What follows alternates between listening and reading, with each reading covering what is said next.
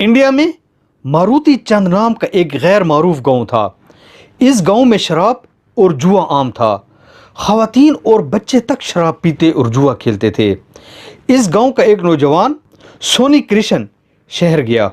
वहां उसने अपने एक दोस्त से शतरंज सीखी और वापस अपने गांव आकर चाय खाना खोल दिया।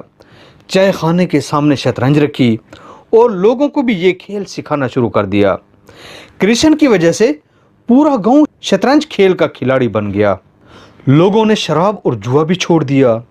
ये दुनिया का वाहिद गांव है जिसका हर शख्स शतरंज का खिलाड़ी है और माहिर है। ये लोग सारा सारा दिन शतरंज खेलते हैं। दुनिया भर से लोग इन्हें देखने भी आते हैं।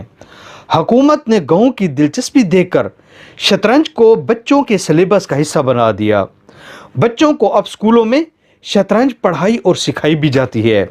ये